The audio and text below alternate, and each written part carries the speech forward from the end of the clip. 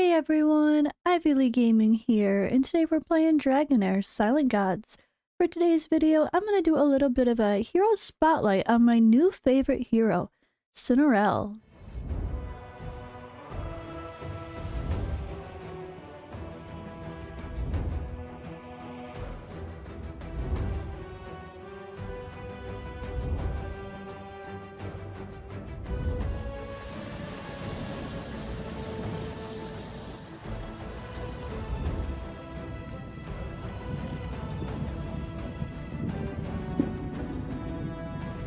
So this is going to be a no-face video. I am still recovering from Bell's palsy. I don't have that much improvement yet, but I'm trying to hold my mouth in certain ways to talk normal, so appreciate the patience if I sound a little weird.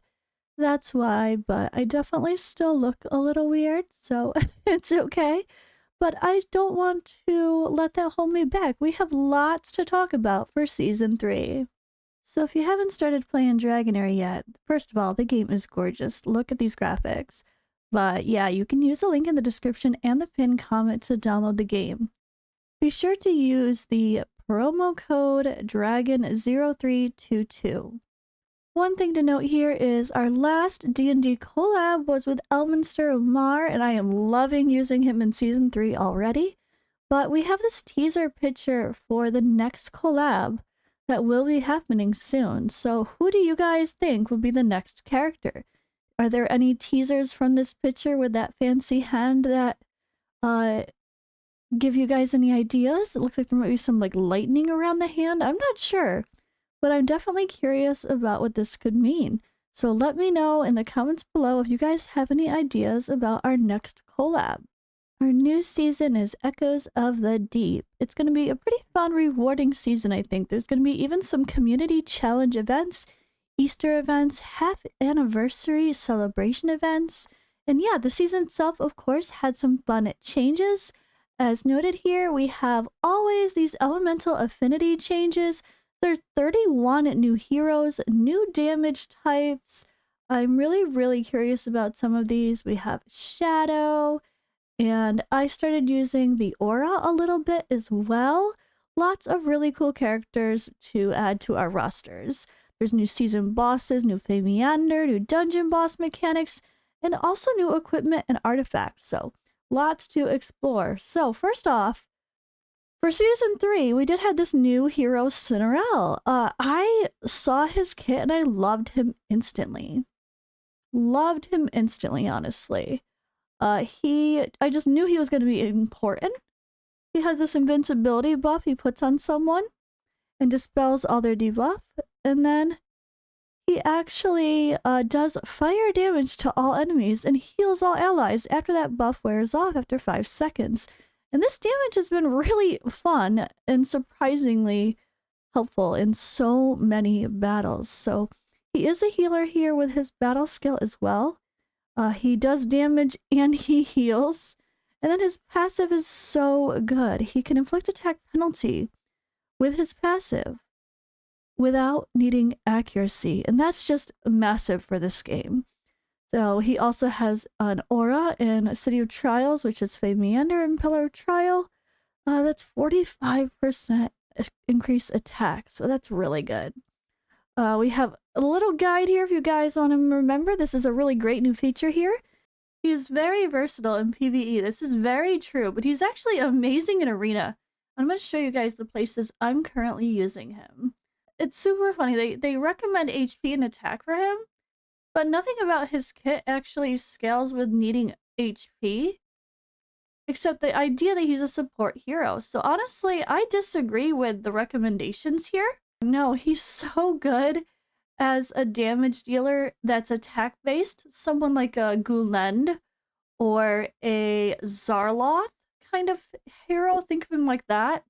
You can build him with crit rate, you can build him with attack, and he's going to smack. Go full attack focus, and sure, boost his healing maybe, but I wouldn't even worry about the HP unless you need extra survivability and something that's really hard. But he is going to be a monster throughout the whole game, and I'm loving him already. So I'm kind of ignoring some of this here. I want to show you guys what I really think. So when it comes to artifacts, I really think that the organ pipe is kind of perfect for him. If you have other ranged units in your team that are the DPS, for one, all ranged heroes are going to gain attack, which he's a ranged hero as well, so it's going to boost him. All the stats are attack and attack. His healing is all scaling on attack. His damage is all scaling on attack, so this is a really good artifact for him as well. If you want high attack plus survivability, you can add this a little bit, but I prefer to use this on epic or lower heroes.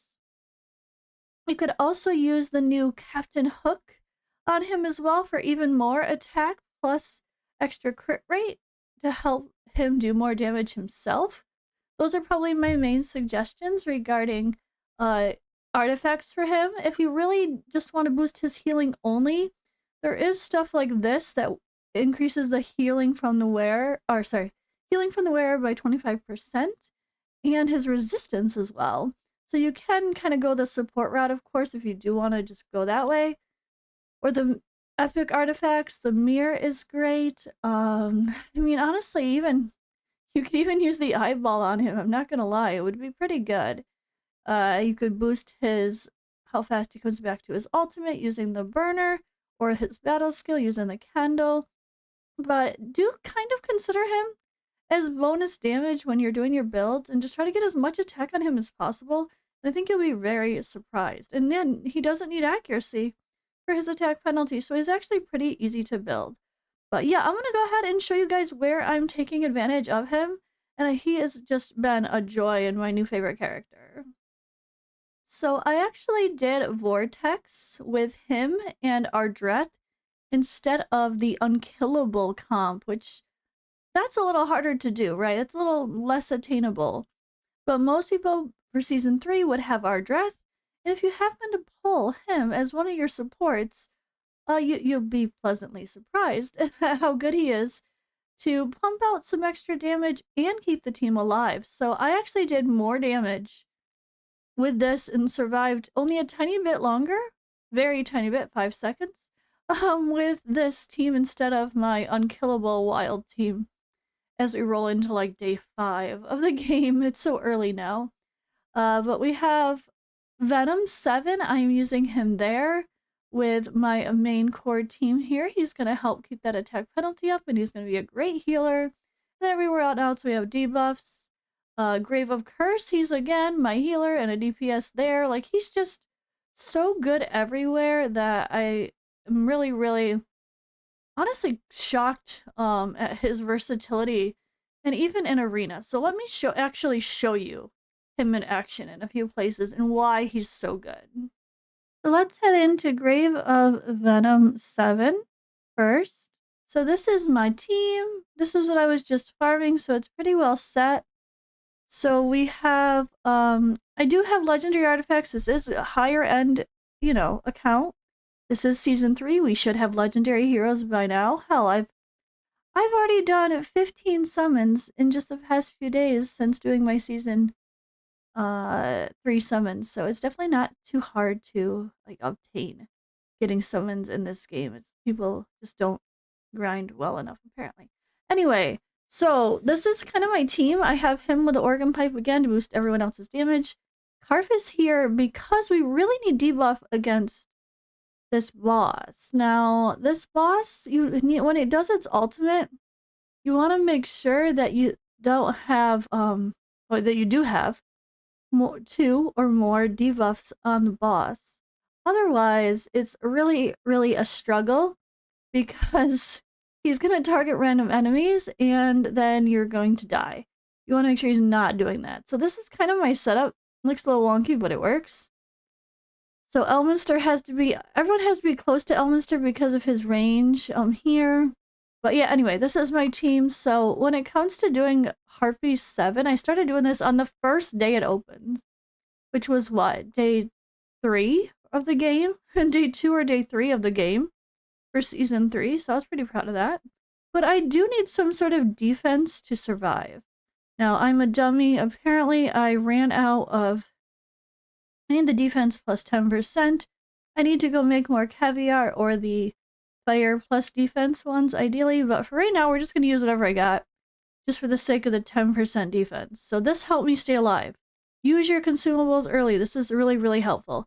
I'm going to just show the start of this battle, not the whole thing, just to show you his role and why he's so helpful, and how this team really synergizes together. He works really well with Elminster, who I have in the Hourglass, so he can come to his battle skill super fast as well. And I don't have accuracy on him. I'm not worried about him using his attack penalty. We have enough debuffs going on from everybody else.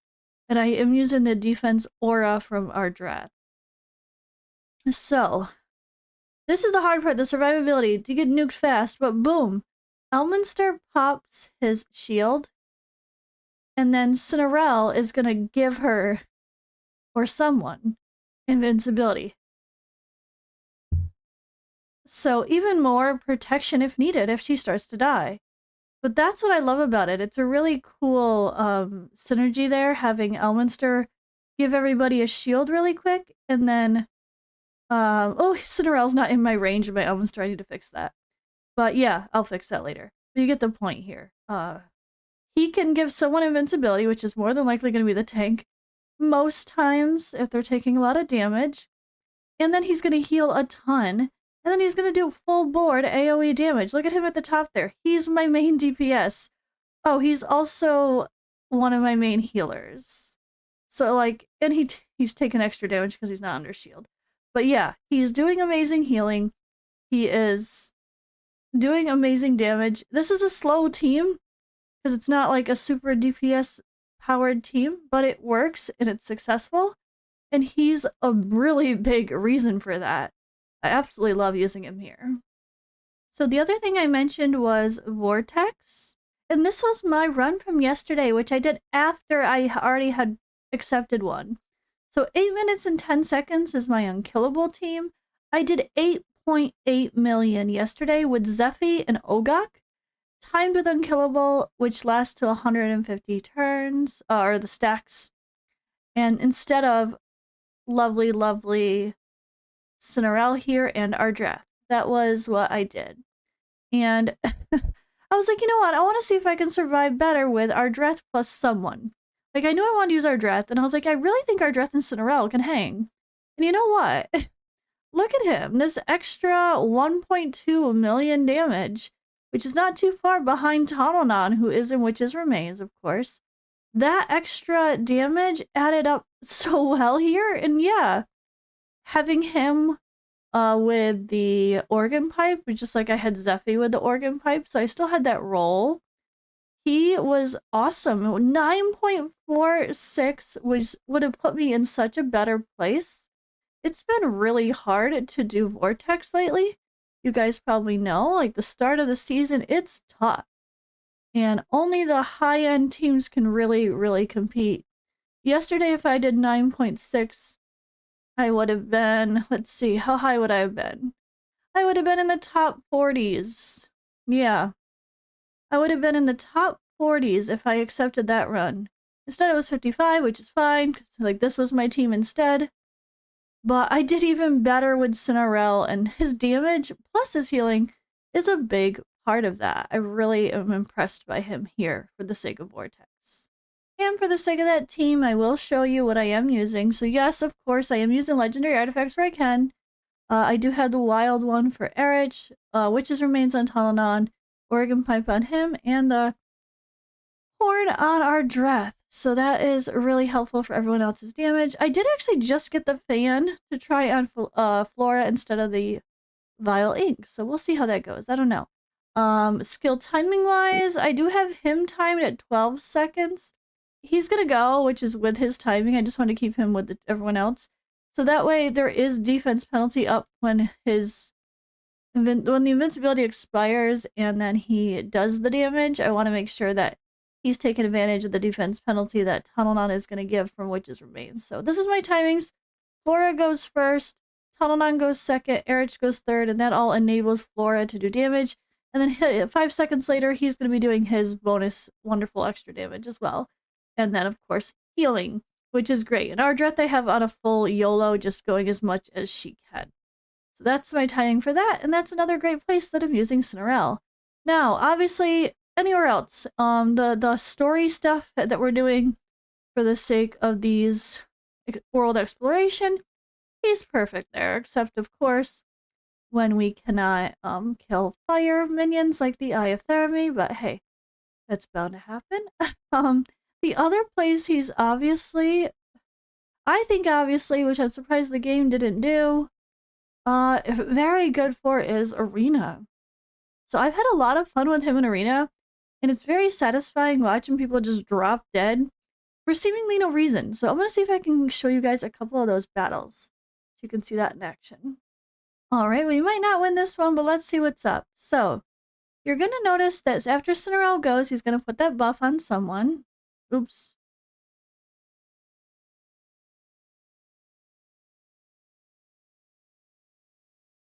And when the buff wears off, everyone just drops dead.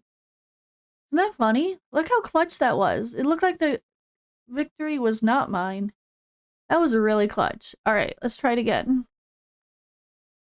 So after he places his buff, we'll wait a few seconds and watch everyone just lose health or drop dead.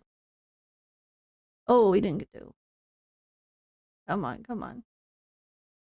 Alright, so as soon as that buff wears off, just watch the health. Boom. Look at that back row cigarette and just drop dead. For seemingly no reason. That would be Synarell, as you can see from his damage at the top. It's very satisfying to watch. I find it super fun. Oh, and for Arena, I actually gave him the lucky playing cards, which I worked really hard to get last season. Because why the hell not? Like, he doesn't need crit. So what I really need to do is get some crit damage gloves, but I have full attack on him right now. But I can't wait to be able to build him for more damage with the lucky playing cards, and then that is just going to be even more dramatic with how awesome he can just take out everyone else that's still left alive. I love it. He just clears the board sometimes.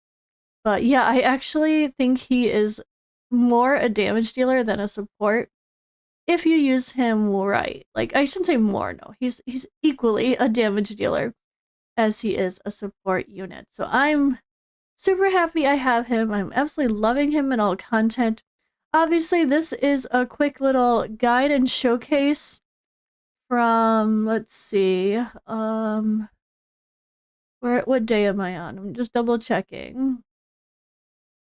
Yeah, we're only on day 5 of this whole damn thing for season 3, and that's just my little guide and showcase on this character. I really look forward to the other stuff where we could actually use him properly, because obviously we don't have even legendary gear to play with yet, which is really sad. We have some of it to look at here, and it's gonna be fun to see what we end up doing with him. I mean, there's Emperor's Might here again, that'll be good. Crit damage gains 4 attack for every 1 crit damage they have. Okay, that's really good for him, especially if I'm gonna stack a ton of attack on him for sake of the organ pipe, or in Arena when I give him the playing cards. But yeah, I think he's a really, really great character, and honestly, he was the character that I was hoping to pull for the most out of all of the season 3. I think him and then the Icy couple were my favorites. Then, of course, the exclusives as well were the hopes. But I'm really happy I got him, and yeah, probably my new favorite character. But thank you guys for watching. Sorry I don't have my face here yet. I'm still recovering. This is 2 weeks of the Bell's palsy issue. If you haven't already seen my video, check the one on what actually happened to me and why I can't post as much if you don't already know what's going on, or hang out in the Discord and see my updates in the IRL chat. But again, thanks for watching. Sorry my voice isn't quite perfect. I'm a little slurry still, but trying to still enjoy Dragonheir. It's been a great distraction, honestly. But yeah, I'll see you in the next video. And if you haven't already, be sure to download Dragonheir Silent Guides now using the link in the description or the pinned comment. It's available on Android, iOS, Mac, PC, Steam, and Epic Games.